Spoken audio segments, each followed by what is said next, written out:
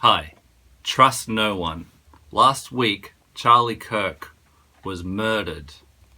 He used to do these things at college campuses where he'd say, "Prove me wrong." Well, try to prove me wrong. He was a good Christian man, father and husband. He, being a Christian man, had compassion for all.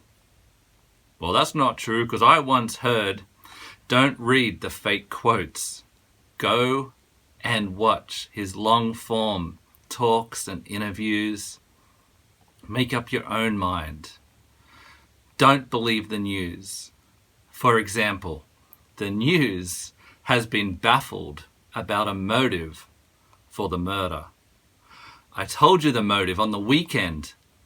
Me, a nobody, a normal bloke. I like the Beatles, surfing. I told you the motive based on evidence. And after my weekend video, we had the host of the CBS News. Sounds very important. This dickhead, literally, John Dickerson, I think his name is. He said this. 5 days after Charlie Kirk's murder, the shooter's motive remains elusive. Yes, very elusive, John Dickerson. What could it have been? Let's get Sherlock Holmes ASAP. This gentleman who lived with I could say a million words. He also said he hated Charlie Kirk. Motive. And then there's this reporter, Matt Gutman. This is what he had to say about reading texts between Tyler Robinson and his mate in the furry costume. What was on it, but also it was very touching in a way that I think many of us didn't expect. A very intimate portrait into this relationship between the suspect's roommate and the suspect himself, with him repeatedly calling his roommate, who is transitioning. Intimate, touching. What a bundle of sticks this guy is. Do you frickin' walk down the road, smell all the roses? A man is fucking dead, and the news is lying to you. Did you think this carefully when Mark David Chapman shot Lennon?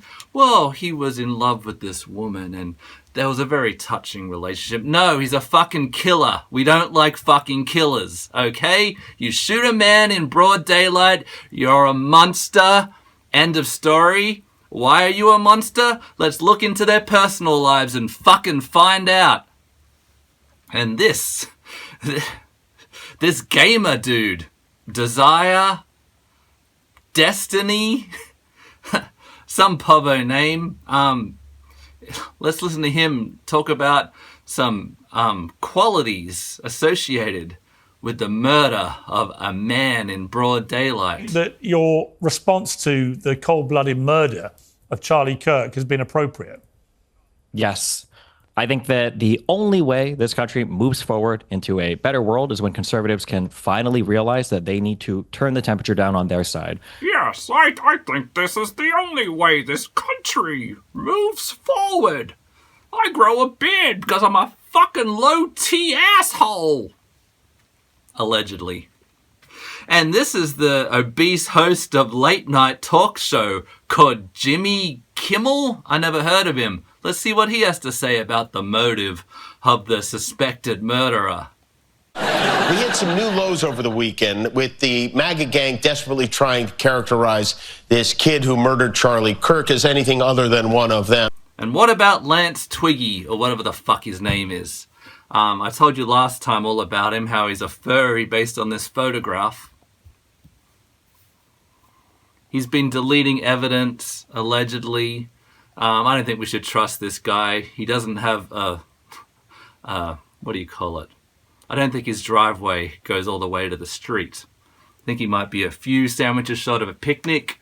I think we should shun weirdos. There, I said it. If you lay down with dogs, thinking that Charlie Kirk would be glad that his wife and children were safe gives me comfort.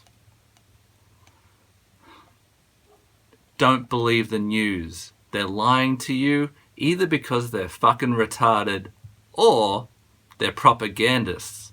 They don't want you to know about the monsters that are causing harm on other people. Thou shalt not kill. What's the doctrine of the furry community, for example? Who knows? But let's just keep collecting the evidence of their acts. No offense to Pluck a Duck.